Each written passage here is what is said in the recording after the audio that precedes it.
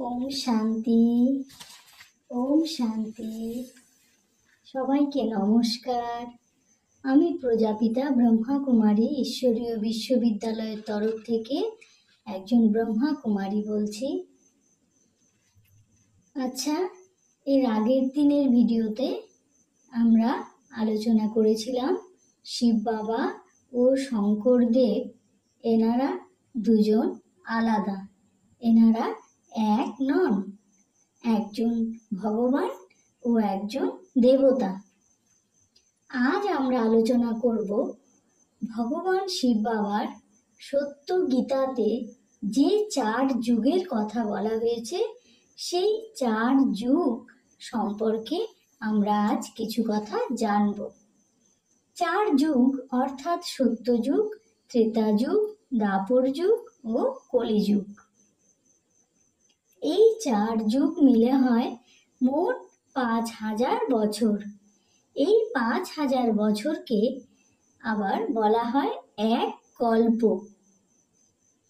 আমরা আত্মারা তো বারবার এই পৃথিবীতে জন্মগ্রহণ করি আর বারবার আমাদের মৃত্যু হয়। দেহ পরিবর্তন করে নতুন রূপে আমরা বারবার জন্ম নিয়ে পৃথিবীতে ফিরে আসি। দেহের বিনাশ হয়, কিন্তু আত্মা তো অমর। একই আত্মা বহুবার জন্ম নিতে থাকে। কিন্তু আমরা আগের জন্মের কথা সব ভুলে যাই। আগের জন্মে আমরা পৃথিবীতে কোথায় এসেছিলাম, কি করেছিলাম, কিভাবে আমাদের মৃত্যু হয়েছিল, সেসব কথা আমাদের কিছুই মনে থাকে না। কিন্তু ভগবান শিব বাবা তো জন্ম বা মৃত্যু গ্রহণ করেন না। ভগবান শিব বাবার জন্মও হয় না, মৃত্যুও হয় না। তিনি অনন্ত, অবিনাশী, অনাদি। তাই তিনি একমাত্র বলতে পারেন এই 5000 বছরের সত্য কাহিনী। এই কাহিনী কোনো মানুষের পক্ষে বলা সম্ভব নয়। ভগবান বলেন সত্যযুগের বয়স 1250 বছর। সেখানে মানুষ থাকে সম্পূর্ণ শতপ্রধান, অর্থাৎ মানুষের মধ্যে কোনো বিকার থাকে না।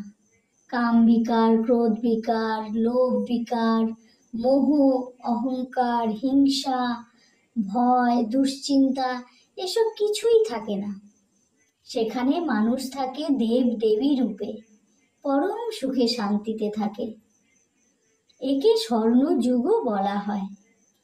এই যুগের মানুষের গড় আয়ু প্রায় 150 বছর থাকে। সেখানে মানুষ নিরোগী থাকে, অর্থাৎ দেহ থাকে সম্পূর্ণ সুস্থ, কারণ সেখানে প্রকৃতি ও মানুষ সব পবিত্র থাকে। সেখানে মানুষের অকাল মৃত্যুও হয় না, সবার স্বেচ্ছা মৃত্যু হয়। সত্যযুগের মানুষ সেখানে 8 বার জন্ম নিতে পারে।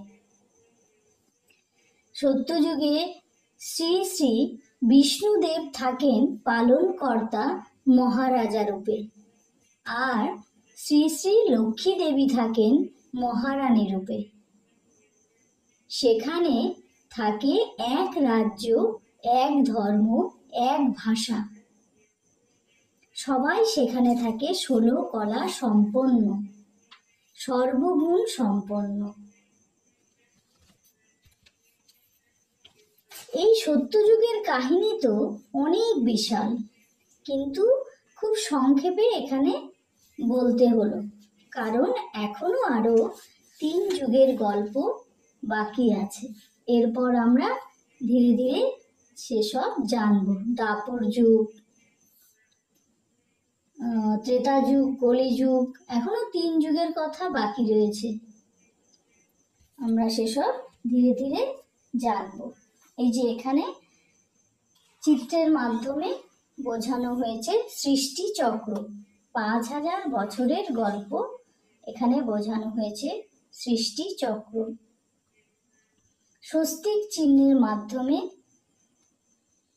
এক কল্পের 5,000 বছর গল্প, 5,000 বছরের যে গল্প এখানে দেখানো হয়েছে, 4 যুগের গল্প। সত্যযুগ, ত্রেতা যুগ, দ্বাপর যুগ, কলিযুগ। স্বস্তিক চিহ্নের মাধ্যমে 5,000 বছরের গল্পকে এখানে বোঝানো হয়েছে। প্রতিটি যুগের বয়স 1250 বছর। আচ্ছা, এরপর আমরা ধীরে ধীরে আরো অনেকটা জানব। আজ এখানেই রাখছি। সবাই ভালো থাকুন। সবাইকে অনেক অনেক ধন্যবাদ।